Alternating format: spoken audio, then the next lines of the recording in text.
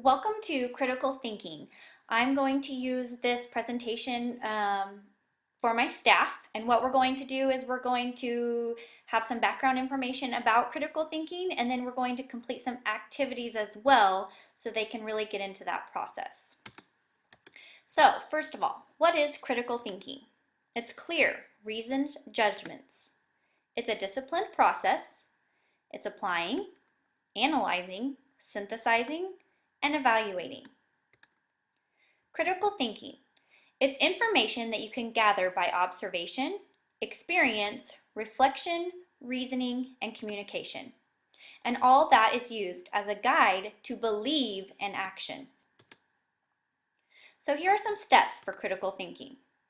Recognize problems to find workable means for meeting those problems. Understand the importance of prioritization and order of precedence in problem solving. Gather and marshal pertinent, relevant information.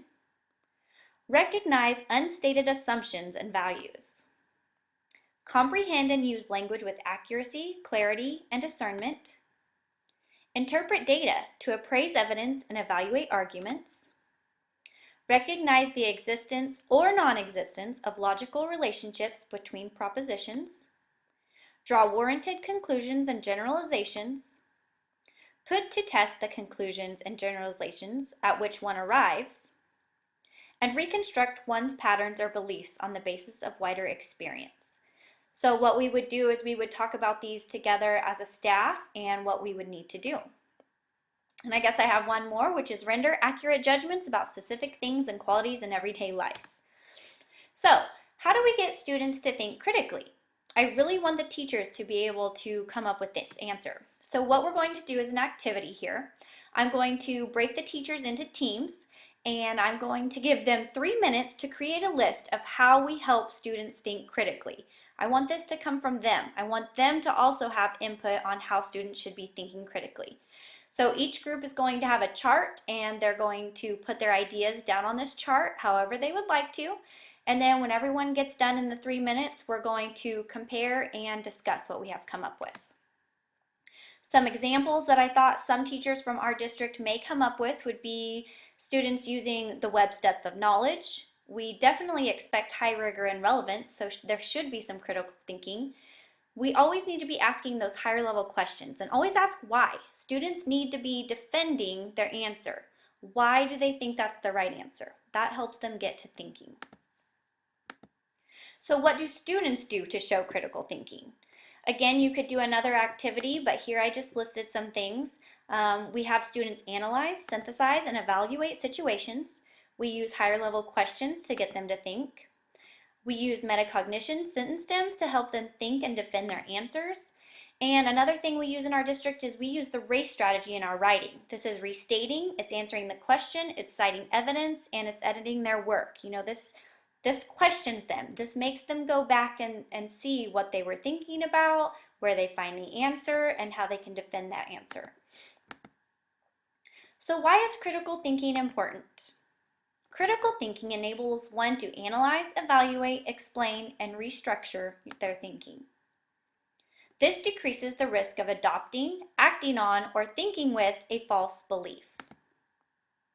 However, even with knowledge of the methods of logical inquiry and reasoning, mistakes can happen due to a thinker's inability to apply the methods.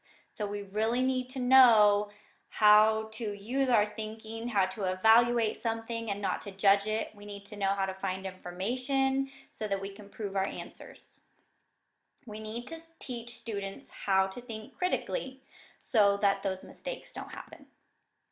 So the next thing I'm going to have my staff do is we're going to have an activity that practices critical thinking. So the first part is directions. So in this activity, you will organize information according to its importance.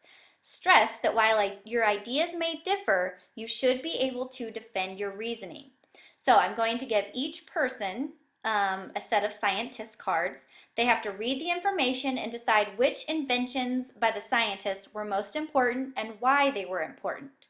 So they're going to go through and rank those in accordance to which one's most important.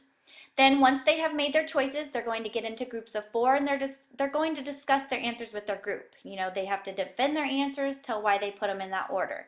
When we get finished, we're going to bring everyone together, excuse me, and talk about what they noticed about people's critical thinking skills. And we're also going to talk about if they went through any of those steps for the critical thinking that we talked about earlier. Then to wrap it up, we're going to discuss keywords that we thought about for critical thinking. We're going to make a big poster as a team.